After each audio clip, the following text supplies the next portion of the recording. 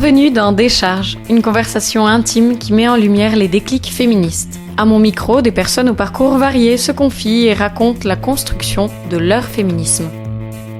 Aujourd'hui, c'est un épisode particulier de Décharge. Non seulement parce que c'est le premier qu'il signe en commencement, mais aussi car pour moi, c'est un retour à mes propres débuts féministes.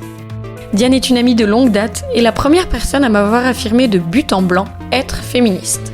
Elle m'a, à sa manière, appris que ce mouvement et ses combats étaient encore actuels. Des bancs de l'Uni jusqu'à aujourd'hui, on n'a jamais arrêté cet échange et ce partage de nos questionnements.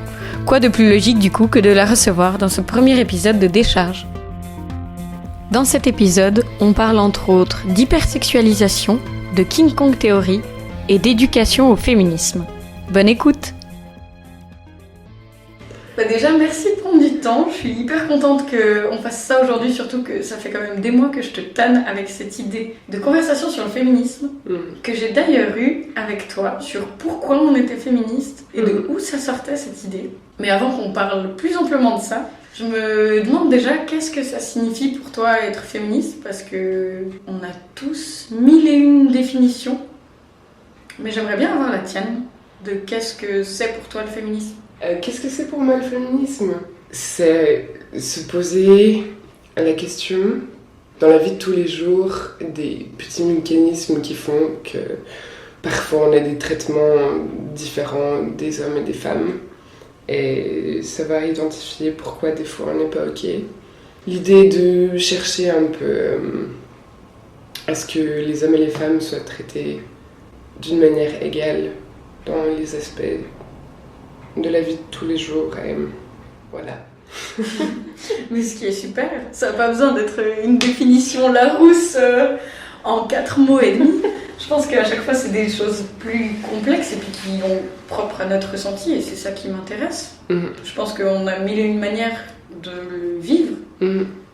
Ça m'intéresse de savoir comment toi tu le vis, parce qu'en particulier tu as été une des premières personnes avec qui j'ai parlé de féminisme en fait. Ouais. Et qui m'a dit, texto, moi je suis Diane et je suis féministe. Ouais. Et c'était la première fois que quelqu'un me disait ça, hyper frontalement, et revendiquait cet aspect de sa vie en fait. Et je sais que moi à 19 ans c'était un truc fou. Et j'avais même pas tilté que c'était encore utile. Ça m'a ouvert à plein de sujets.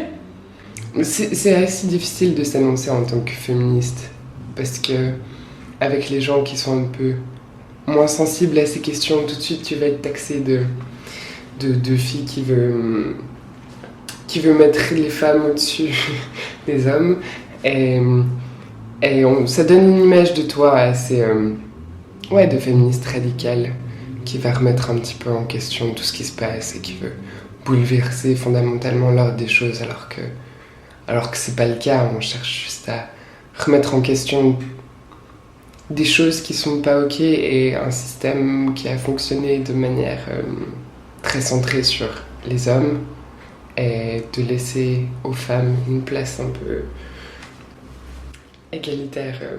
Mais rien qu'une place. Comparable, rien qu'une place. Si c'est pas trop demandé. C'est clair. Va falloir encore s'excuser.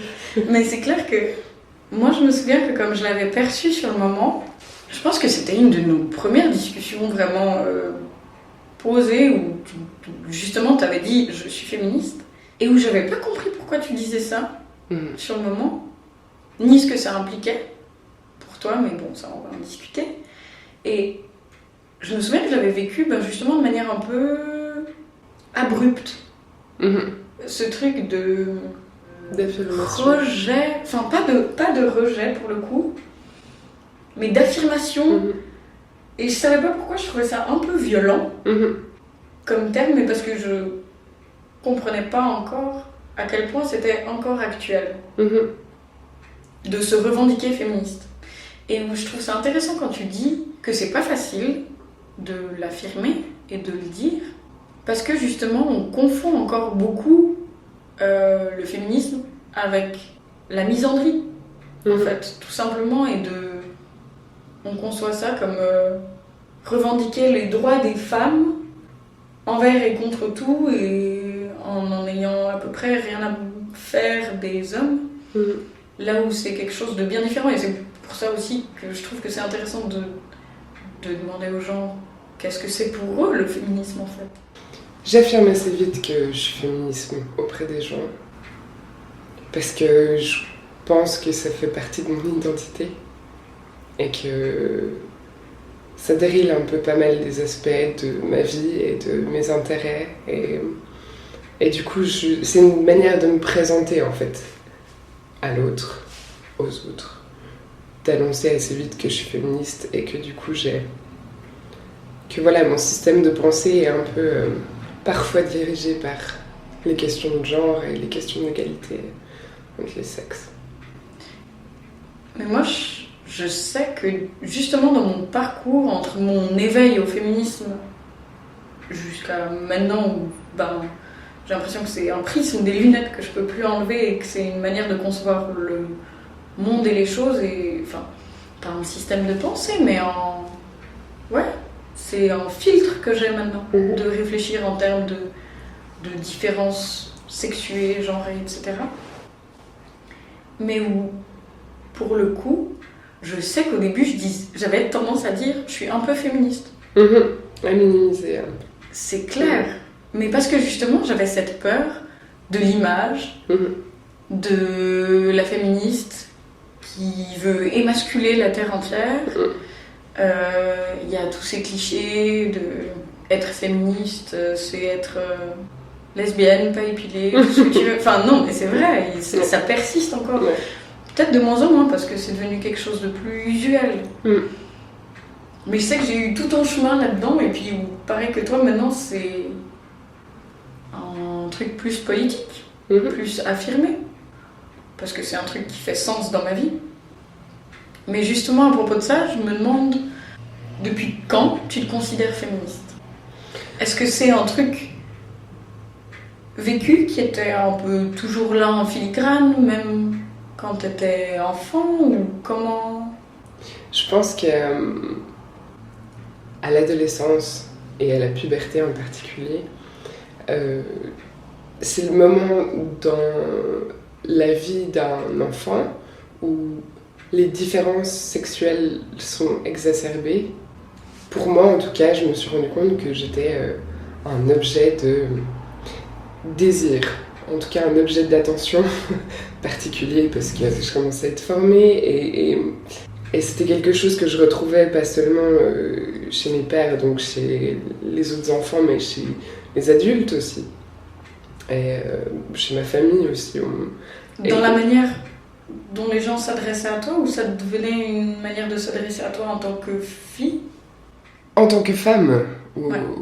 j'ai reçu des remarques, je sais pas, quand j'avais 14 ans, que j'étais une gamine dans un corps de femme.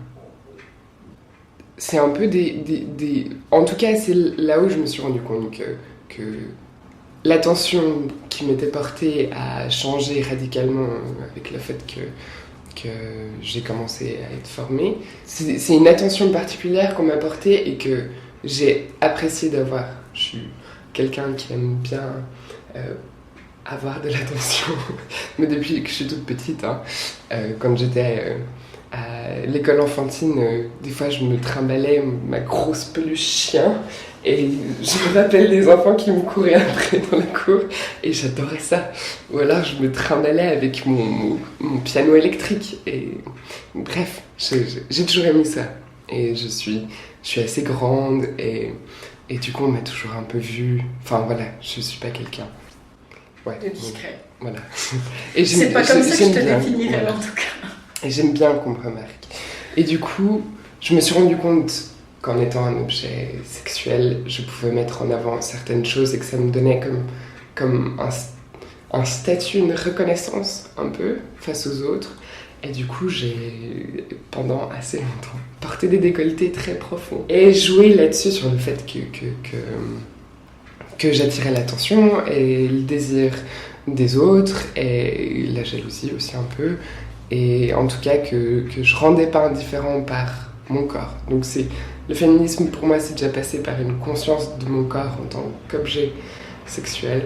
Et... Mais est-ce que tu avais déjà une pensée féministe là-dessus ? Non.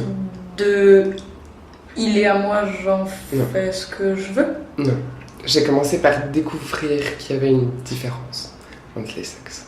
Une différence de traitement entre moi qui grandis en tant que fille qui devient femme et, je sais pas, mon frère qui grandit en tant que garçon qui devient homme, à qui on n'adresse pas la même attention ou les mêmes remarques.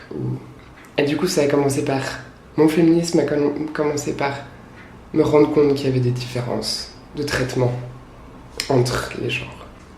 J'ai commencé par me rendre compte que c'était pas tout à fait ok. Il y avait certaines situations dans lesquelles je me retrouvais et que c'était pas normal, et que c'était un peu, je sais pas, tu te sens pas tout à fait en sécurité. Aussi tout un aspect où moi j'ai grandi dans une famille très traditionnelle avec une division sexuelle du travail hyper marquée, avec un papa qui travaille à 100, avec une maman qui a élevé ses enfants et qui donnerait sa vie pour ses enfants. Et je me suis rendu compte que c'était un schéma auquel j'adhérais pas du tout et qui enfermait particulièrement ma maman dans un rôle qui, pour moi, n'a pas grand-chose d'épanouissant, mais après ça c'est une question de valeur. Mais peu de reconnaissance dans tout ce qu'elle fait pour les autres. Et vraiment un dévouement et une non-reconnaissance de sa personne qui est assez flagrante et qui m'a vraiment marquée. Et du coup, je pense que c'est un peu la conjonction de toute cette prise de connaissance qui a fait que ma conscience féministe s'est éveillée. Et c'est à partir de quel moment que tu as commencé à plus thématiser ça? Je dirais vers l'âge de 20 ans. Je sentais... J'ai fait un travail au gymnase, donc à l'âge de 18 ans, sur mon travail de maturité qui portait sur... qui avait pour titre « Femmes-hommes de la différence à la discrimination ». Là, je vais pas te cacher que derrière, c'était quand même que j'étais assez intéressée par la question. Et du coup, c'est un truc qui me travaille un peu depuis cette époque-là.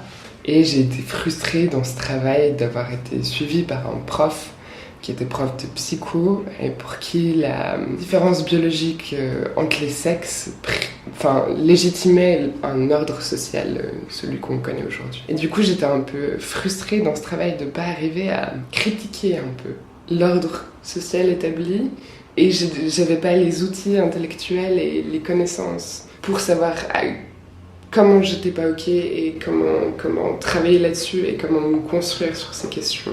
Et du coup, je dirais que c'est quelque chose qui me travaillait sans que je sois capable à ce moment de dire que j'étais féministe parce que j'avais pas suffisamment de connaissances pour déjà savoir ce que c'était et pour construire un peu une pensée cohérente face à ces questions. Et j'en parlais un peu autour de moi et j'ai une copine, une connaissance, qui m'a proposé de lire le livre de Virginie Despentes, King Kong Theory, qui m'a un peu ouverte, qui m'a autorisée de penser ces questions un peu de manière plus...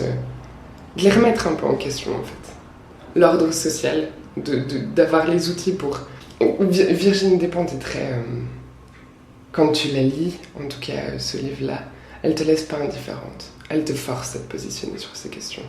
Tu peux ne pas être d'accord avec tout ce qu'elle dit, parce qu'elle est quand même parfois... Elle affirme des choses qui peuvent être un peu... Elle est très cash. Ouais, un peu violente, un peu crue. Mais dans tous les cas, tu vas chercher à te positionner par rapport à ce qu'elle te dit. Et ça me donnait un pouvoir de pouvoir réfléchir à la question. Et je pense que mon féminisme, il s'est gentiment installé à partir de là. Tu dis où cette lecture a contribué à mettre des mots, en fait, sur des ressentis que tu pouvais avoir? Ouais. À me donner un peu des outils pour ne pas être ok avec ce qui se passait et pouvoir les remettre en question, en fait. Que c'est pas quelque chose... Enfin, l'ordre social, comme on le connaît aujourd'hui, moi, je le subissais un peu et j'avais pas les moyens avant ça de même ne serait-ce que de savoir que je pouvais le remettre en question. Et du coup, le livre de Virginie Despentes m'a un peu, je sais pas, donné la perspective que oui, c'était une question qui pouvait être débattue et C'est drôle parce que dans mon parcours avec le féminisme, j'ai pas eu les mêmes réflexions, etc. Mais dès lors que j'ai commencé à pas mal discuter avec toi, etc., c'était des questions que je me posais un peu. Et je me souviens que quand tu m'as passé Virginie Despentes, King Kong Theory, bon, en l'occurrence que j'ai lu dans le train, nota bene, attention pour certains chapitres, soit je t'encule ou tu m'encules, ça peut être un peu gênant dans le train, mais ça m'a fait un sacré déclic aussi. Moi, ça m'avait fait prendre conscience de l'actualité du féminisme, des discriminations, des violences encore faites aux femmes, et enfin aux femmes, à toute personne qui ne correspond pas à la norme. Mais pour le coup, moi ça m'avait créé de la colère en fait. Ça avait été pour moi ça a été l'explosion et le début de ma volonté de me renseigner là-dessus et puis de pas laisser passer des choses sexistes dans ma vie, ce qui est un combat de tous les jours.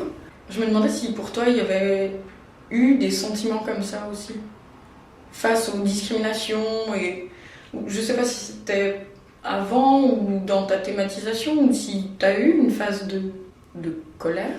Non, de la colère, non. Enfin, j'ai un sentiment d'injustice. Pour moi, c'était des choses que je sentais déjà, du coup, c'était du réconfort, en fait. De savoir que j'avais un sentiment qui était partagé par beaucoup de gens, en fait. Qu'il y avait un mouvement même qui avait existé avant que je naisse. Je me pose des questions là-dessus. Du coup, c'était un soulagement, en fait, de reconnaître que c'était un problème, et que ça pouvait être débattu, et que ça l'était, et du coup, la notion de colère, non, je l'ai pas eue. Alors, je l'ai maintenant, face à certaines situations, parce qu'elles sont profondément injustes, elles sont... Et pas qui concernent... Enfin, pas où les femmes sont uniquement les victimes, mais aussi les hommes face à, je sais pas, un truc... le congé paternité en Suisse, quelque chose qui... Enfin voilà, on a quoi, 1 ou 2 jours, je crois, pour les hommes. Je crois que c'est 1. Voilà. Bref, entre 1 et 0, voilà, vraiment une différence. Ça dépend aussi des entreprises. Hein. Ouais. Mais, ouais, une non-reconnaissance aussi du droit du père, et qui pour moi est dramatique dans l'accès à une forme d'égalité un peu auquel je crois, en fait. Que je suis pas sûre de voir de mon vivant, mais auquel je crois quand même. Et je pense qu'on essaie d'y tendre le plus. En tout cas, moi, dans ma vision, qui est très axée sur ces questions, ouais, j'ai l'impression que ça peut changer. Mais je trouve que c'est intéressant ce que tu dis, où ta colère, elle n'est pas seulement liée à ton ressenti et ton expérience personnelle, intime, en tant que femme, mais à toutes les autres injustices que tu peux voir. Moi, je sais que ça avait réveillé ma colère personnelle, mais là où c'est clair qu'il y a des problèmes dans les conceptions de masculinité, de féminité, et qui se répercutent après dans les lois et dans plein d'institutions qui régissent nos sociétés. Mais c'est drôle parce que j'ai l'impression que Virginie Despentes, ça se retrouve souvent comme un élément de déclic. Dans mon entourage proche, en tout cas, je sais que, vu que ça a été un déclic pour moi, ouais. Quand j'entends quelqu'un qui a envie de se former sur les questions de féminisme, c'est vraiment le livre que je conseille. Tu parles de formation, t'as l'impression que c'est une éducation ? Ouais, c'est clairement une éducation. C'est une éducation de pouvoir déceler toutes les formes de discrimination, d'inégalité au jour le jour dans la vie quotidienne. Ça demande d'être dans un éveil un peu perpétuel, et je pense qu'il y a des choses qu'on sent mais on n'est pas capable d'identifier, ou on se laisse aller au rôle genré qu'on a appris, et du coup non, c'est clairement un apprentissage, et ça se travaille tout le temps. Est-ce qu'on peut dire qu'on ne naît pas féministe mais on le devient ? Clairement.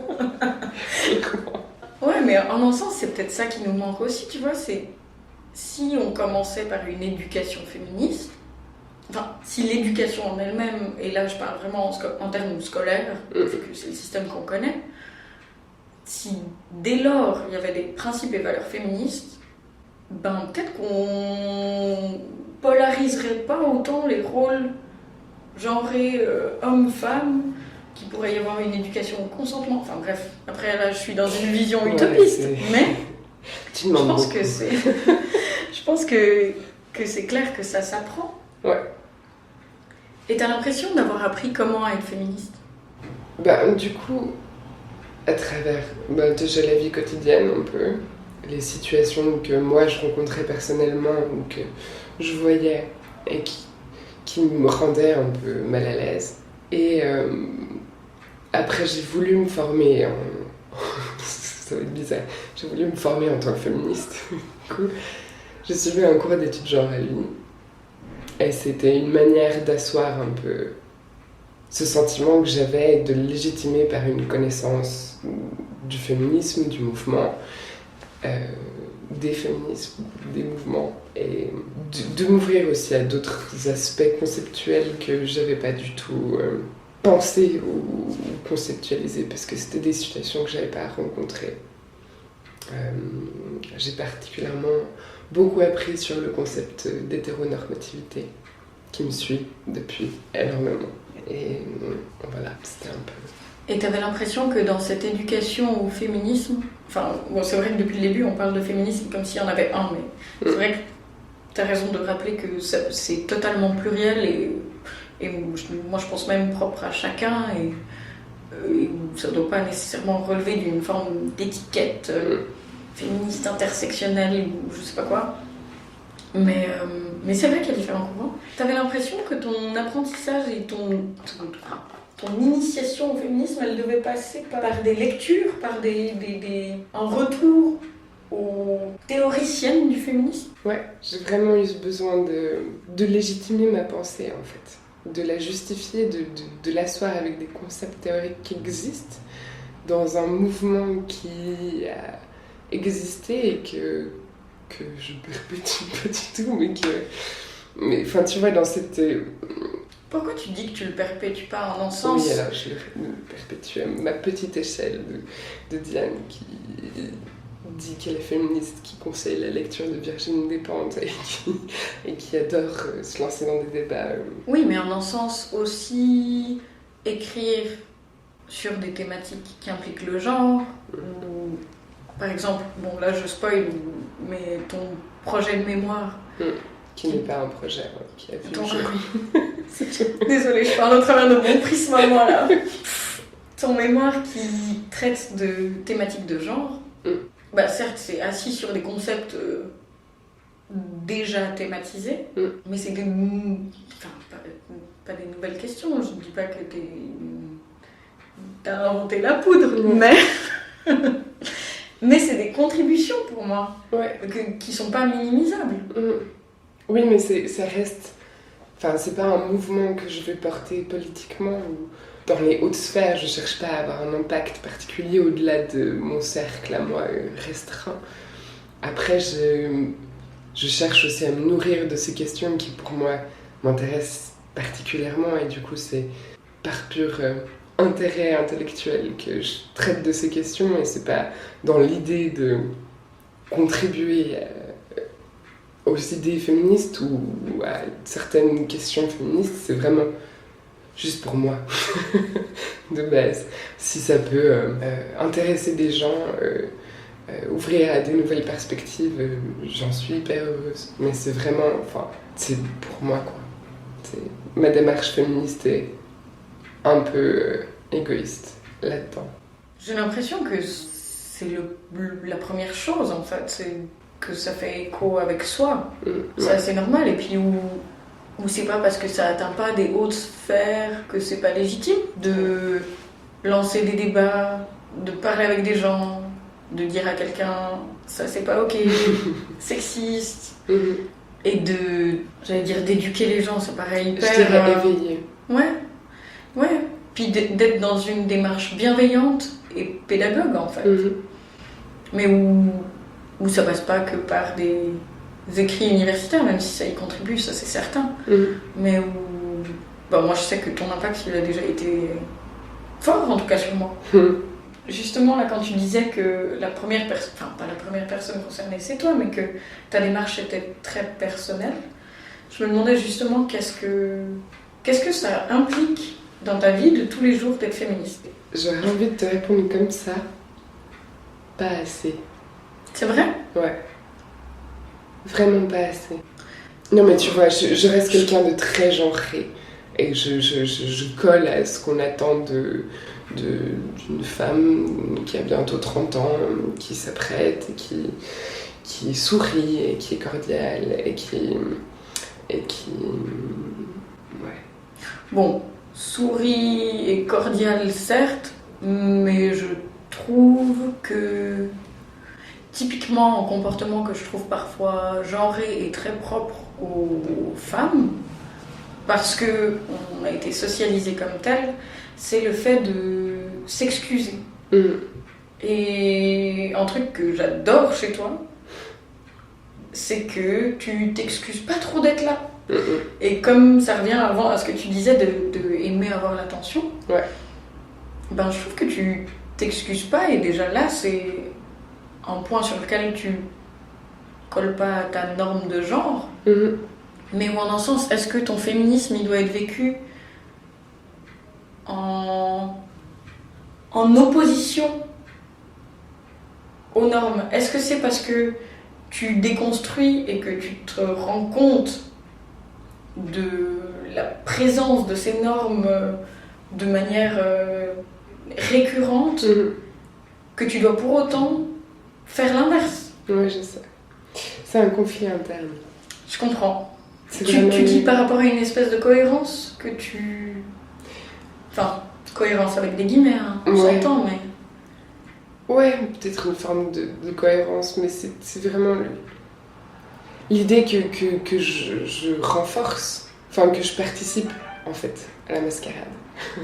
Enfin, tu vois, je participe à renforcer l'idée que les hommes et les femmes sont différents, et que les filles ça se maquille, et les filles ça sent bon, et que du coup j'aide pas le féminisme tous les jours, dans mon comportement en tout cas. Je suis pas certaine, parce que je me dis que c'est pas parce que... Enfin, que construire une critique et être conscient des normes qu'on a intériorisées, c'est déjà super. Et où après, il y a du confort personnel. Et pour moi, quelqu'un, peu importe ce qu'il fait, qui choisisse d'être dans un couple monogame, hétérosexuel, tout en étant conscient qu'il y a une hétéronormativité dans la société, mais si c'est ce qu'il préfère, pourquoi aller contre... Enfin, bien sûr qu'en un sens, ça renforce ça, mais est-ce que ça veut dire qu'à chaque fois, on doit pas s'écouter? Je suis pas certaine non plus. Ouais. C'était dans l'idée un peu politique du féminisme, celle que tu dois avoir un impact sur... Parce que tu as un avis sur les questions, et que du coup, si t'en fais, t'échoues. Mais... Enfin voilà, c'est un peu mort dans l'œuf. Ouais, j'ai envie d'effacer toute la réponse que je viens de te donner. On peut? Parce qu'effectivement, c'est mon féminisme de tous les jours. C'est peut-être pas une question d'apparence, c'est peut-être pas une question de présentation de soi à l'autre. C'est peut-être juste une façon de... Comme tu disais, que je m'excuse assez peu d'être là, et c'est une façon de se présenter aux autres en tant que légitime comme n'importe qui. Et dans certaines situations, en tant que femme, ça peut être difficile de faire sa place. Et notamment, je pense, dans le monde du travail, ou particulièrement dans certains secteurs qui sont dits très masculins, en tout cas où il y a une forte représentation masculine, je pense que c'est compliqué d'être une femme et d'avoir de la reconnaissance. Et que tu dois user de certains stratagèmes et que tu dois te faire ta place, quoi. Et du coup, ça commence par ne pas s'excuser d'être là. Ben ouais, mais je comprends aussi cette question par rapport aux normes qu'on intériorise. Puis c'est un sujet féministe en soi, la question du contrôle du corps. C'est pas toujours facile à thématiser et je pense que ça fait pas de soi une mauvaise féministe que de reproduire certaines normes parce qu'on a été socialisé comme ça. Comment tu veux tout effacer et puis effacer aussi alors certes des goûts personnels qui découlent d'une certaine forme de construction, mais on n'est pas sorti de nulle part, donc on peut pas, de nouveau, on peut pas perpétuellement s'excuser d'être parfois normé. Ouais. Et puis je pense que le féminisme il passe par plein de choses quotidiennes. Mais là, quand tu parles de remarquer des choses et tu t'opposes au sexisme au quotidien. Si tu as une remarque ou autre, c'est un peu une question qui m'est venue comme ça. Face à des inconnus, c'est toujours plus compliqué que face à des gens que tu connais. Et du coup... Mais c'est pas forcément plus facile, je trouve, de dire à des gens que tu connais que c'est pas ok. Parce qu'il y a un lien qui est en jeu. Alors... Suivant comment ? Ouais. Suivant quel cercle, hein, je parle plus de gens proches, du coup, plutôt famille, relations amicales, amoureuses. Alors j'ai aucune peine à rentrer dans les gens quand il y a des situations ou des remarques qui me conviennent pas. C'est vraiment quelque chose que je chéris pas mal. C'est vrai que je me souviens d'une fois où tu m'avais rembarré. Parce que j'avais dit un truc homophobe et c'était pas du tout dit de manière malveillante ou jugeante. Je sais que je m'étais sentie vraiment hyper honteuse.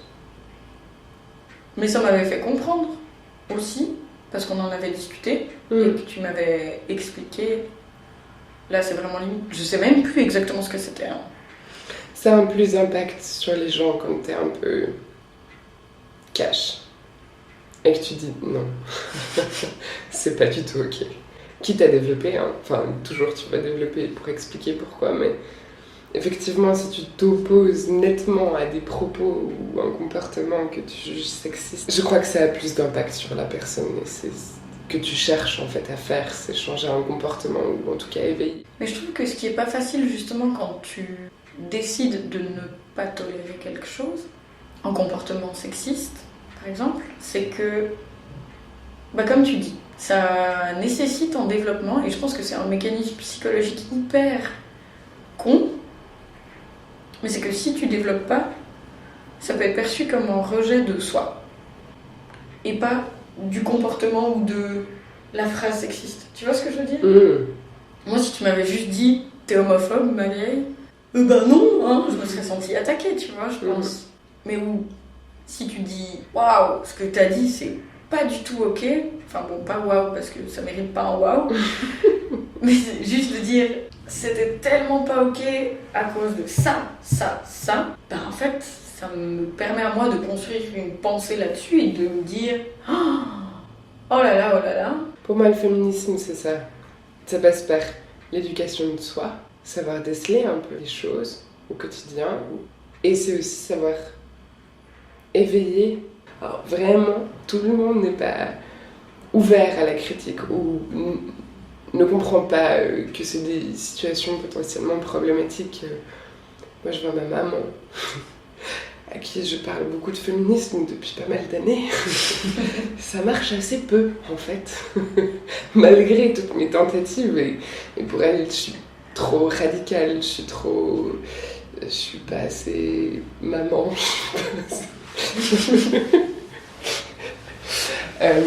Tu vois, c'est drôle, toi tu dis que tu corresponds aux normes, mais pour ta mère pas du tout. Ouais, ah non, mais pour elle, c'est dramatique que j'ai pas d'enfant et que je veuille pas me marier. Et du coup, ma maman a attendu d'être intéressée par les questions d'inégalité de genre face au patage médiatique qu'on a connu récemment avec l'affaire Harvey Weinstein et le mouvement MeToo. Et du coup, il lui fallait la légitimité des médias pour se rendre compte qu'il y avait des inégalités de genre, de traitement. Du coup, je suis contente. Alors, c'est pas grâce à moi qu'elle a pu s'éveiller un peu, parce que voilà, j'intellectualise trop, ou je suis trop extrême dans ce que je pense. Mais en tout cas, il lui fallait la légitimité des médias pour admettre qu'on vit dans un monde d'hommes et qu'il y a des traitements avec lesquels on n'est pas OK. Et je travaille aussi sur le fait qu'elle est maman peu reconnue. Ça ne marche pas, mais je continue. Il faut un peu d'espoir. Mais... Non, mais pour rien que lui dire que je la vois, et que je vois tout ce qu'elle fait, tu la reconnais. et que c'est hyper important, et qu'elle a une place, enfin, tu sais, genre... Enfin, tu vois, c'est comme si elle était qu'un rouage de la famille qui permet à tout le monde d'être fonctionnel. Mais elle, en soi, n'a aucune valeur, à part le fait de faire fonctionner la famille. Ouais, mais c'est un rôle central et pivot, en fait. Ouais. Mais du coup, t'as peu de reconnaissance. Ouais. Non, c'est clair. Et je pense que déjà rien que lui dire que tu la reconnais et que tu sais son rôle, je pense que c'est quelque chose qui est nécessaire. Ça me faisait rire avant quand t'as dit qu'elle te voyait comme quelqu'un de féministe, radical, etc. Toi, c'est quoi ton regard que t'as sur ton féminisme? Alors, c'est un féminisme présent, je dirais, qu'on voit quand même assez vite et que je mobilise souvent. Enfin, c'est un aspect de moi, clairement. À part entière. Ouais. Je dirais que c'est un féminisme encore en mouvement. J'arriverai pas à lui donner des qualificatifs parce qu'il bouge, je le construis encore et je le construirai toute ma vie. Tu vois, tu découvres des aspects, tu lâches d'autres aspects, tu le construis tous les jours. Pour moi, le féminisme, c'est tellement quelque chose que tout le monde devrait avoir. Vraiment, c'est genre... Ça m'hallucine à quel point les gens sont peu alertes sur ces questions. Et... Je trouve que ça change quand même un peu. Ouais, mais est-ce que c'est une question de cercles qui sont... Aussi. Tu vois, je ne peux pas avoir quelqu'un dans mon entourage propre qui ne soit pas un minimum sensible aux questions d'égalité de genre. Alors tu peux ne pas être intéressé à la question, mais tu dois avoir envie de comprendre. J'aime bien l'idée d'éduquer les gens. J'aime bien l'idée de partager des choses. C'est un féminisme communicant, c'est un féminisme vivant. Et c'est un féminisme où j'apprends des gens, j'espère autant qu'ils en apprennent de moi, c'est quelque chose que je construis aussi avec. Mais quand tu dis que c'est un féminisme vivant, je trouve ça hyper joli. Et où c'est vrai que c'est toujours en mouvement, je pense. Et j'imagine qu'il y a... Enfin, en tout cas, à titre personnel, je sais qu'il y a des questions que je me posais. Pas du tout, mais alors pas du tout quand j'ai commencé à m'intéresser au féminisme, mais qui maintenant, mon Dieu, l'accent valaisan, m'intéresse beaucoup plus. Et puis il y a aussi des trucs où je voyais pas le point féministe. Et en fait, tu peux voir toute la société au travers des questions de genre, je trouve. Avec l'idée que tu peux t'enfermer aussi. Si c'est le seul prisme que tu as et que tu vois tout à travers une perspective de genre, tu deviens assez limité. C'était mon grand frère, à qui je parlais de ces questions de genre et qui m'a dit... je cherchais à faire un master et je savais pas trop dans quelle voie me diriger. Et j'ai toujours beaucoup aimé la sociologie. Du coup, je me suis demandé si je voulais faire un master en études genre. Mon frère m'a dit non. Il m'a dit non parce que j'allais m'enfermer là-dedans et que j'aurais pas assez de recul et d'autres prismes pour voir des choses et voilà. Du coup, j'ai fait économie politique. Mais t'as réussi à mettre des études genre là-dedans. Parce que j'adore ça. Mais du coup, tu peux... Du coup, ça t'apporte un autre prisme avec une autre manière de penser. C'est des autres aspects. Je trouve ça hyper riche. Et après, t'as toujours, toi, tes questions de genre qui t'attirent. Ton féminisme de maintenant, parce que maintenant, là, à l'instant T, ton féminisme, c'est clair qu'il a évolué de mille et une manières, selon différentes thématiques, je pense, qui ont nourri tes réflexions et autres. Que ce soit par rapport au fait d'être un objet sexuel, aux revenus, qui j'imagine t'intéressent en tant qu'économiste. Mais est-ce qu'il y a des thématiques qui t'animent en ce moment ou des choses que tu découvres et que tu aurais envie de faire découvrir autrui? Moi, j'ai du coup couplé un peu les questions. Je suis pas sûre de comprendre ta question, mais du coup, je vais en parler quand même. C'est à quoi ça ressemble ton féminisme de maintenant? Qu'est-ce qui te préoccupe? Alors moi, c'est les questions d'hétéronormativité, du fait qu'on envisage le système hétérosexuel comme politique et comme organisant de la société, la création de genres binaires, les hommes et les femmes, et qu'on organise toute la société avec, à l'aide de ces deux genres, en leur assignant des rôles bien définis. Les questions d'hétéronormativité dont découle la division sexuelle du travail, notamment la vision de Monique Wittig, qui disait, qui a affirmé dans un de ses articles, La pensée straight, que les lesbiennes ne sont pas des femmes. Et du coup, la question d'une comparaison des expériences suivant l'orientation sexuelle, particulièrement hétéro et homosexuelle. J'ai fait mon travail de mémoire là-dessus, sur les inégalités de revenus entre les hommes et les femmes suivant leurs orientations sexuelles.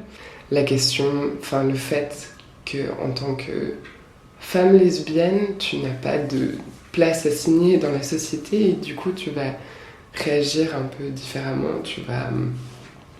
Je sais pas, hein, c'est moi, mon appréhension du sujet, c'est que tu peux faire des choix de vie qui seront différents, alors parce que ce sera plus difficile alors pour les lesbiennes c'est toujours plus facile que pour les hommes, mais typiquement d'avoir des enfants, tu vas devoir te poser la question de comment tu veux en avoir si tu en veux. Une question que ne se poserait pas une femme hétérosexuelle ou un homme hétérosexuel, parce que du coup c'est coup de pine et puis c'est bon. Pour les hommes homosexuels c'est encore plus compliqué parce que l'adoption, on met des barrières un peu légales à l'adoption, à la reconnaissance des droits flagrantes, la non-reconnaissance des droits homosexuels dans le refus d'un mariage d'individus de même sexe. Je trouve ça aberrant. Voilà, c'est du coup la question de comment tu te construis quand personne te dit quoi faire, en fait. Et du coup, pour ça, les lesbiennes, pour moi, c'est un peu une notion de... C'est pas une question d'essence de la lesbienne, mais une question de l'être politique un peu. Comment est-ce qu'il va se faire sa place dans la société et est-ce qu'elles vont réagir différemment parce qu'elles vont pas anticiper le fait qu'elles auront un mari qui va potentiellement gagner plus qu'elles, et du coup quels sont leurs choix professionnels, et est-ce qu'ils sont différents des choix des femmes hétérosexuelles? Et la réponse c'est oui. Voilà. En tout cas, c'est ce que j'ai découvert un peu dans mon mémoire et ce que j'aimerais beaucoup creuser. Et en plus de ça, je trouve que la hétéronormativité, l'hétéronormativité regroupe tellement de problématiques. Et moi, je sais que c'était quand tu faisais ton travail que j'avais commencé à lier la question de la misogynie à la question du sexisme plus en général, à la question de l'homophobie, et à remettre en question en fait la norme, là où elle était, soit dans un système binaire, au bénéfice du patriarcat. Mais bref, tout ça pour dire que on arrive à la fin, et que je me demandais si par contre t'as une lecture, œuvre culturelle ou un truc qui t'a marqué, qui peut être avec un point de vue féministe et que tu conseillerais. King Kong Theory. Oh non, j'ai tellement... Un truc... Enfin, je sais pas, moi là, je pense à la série de Netflix, Sex Education. Enfin, à titre personnel, du coup, c'est totalement bête, vu que je suis en train de te poser la question, mais Je vais y répondre moi si jamais. C'est Sex Education. C'est une série Netflix où en fait c'est un adolescent puceau dont la mère est sexologue qui se retrouve à faire des thérapies dans son lycée pour tout ce qui est question sexuelle. Mais il y a plein de rebondissements et machin, très américains. Mais je trouvais ça hyper intéressant parce que par exemple dans le premier épisode, t'as un homme, c'est le gros balèze de l'école, qui est impuissant et qui se retrouve à avoir en fait une pression monstre sur sa sexualité. Et donc du coup ce type se retrouve à questionner ses performances sexuelles et je trouvais que c'était hyper intéressant en termes d'injonction à la masculinité, à la virilité, à la performance sexuelle et tout ça. Enfin bref, du coup, ouais, je sais pas s'il y a un truc culturel que tu trouves intéressant d'un point de vue féministe que tu voudrais conseiller. Ben, je pense à ce podcast que j'ai découvert il n'y a pas très longtemps. Ça s'appelle Les couilles sur la table. Et ça traite des questions de masculinité et plusieurs thématiques qui sont touchées, comme les villes qui sont un peu faites par les hommes pour les hommes. T'as des questions de... Tu dis dans la création d'espaces publics, etc. Oui, tu le dis mieux que moi. Et d'autres thématiques un peu que sur la contraception masculine, sur d'autres choses qui m'ouvrent à des perspectives que je connais peu, moins, et du coup qui m'en apprennent. Voilà. Qui nourrissent ton féminisme de demain. Voilà, exactement. En tout cas, merci beaucoup.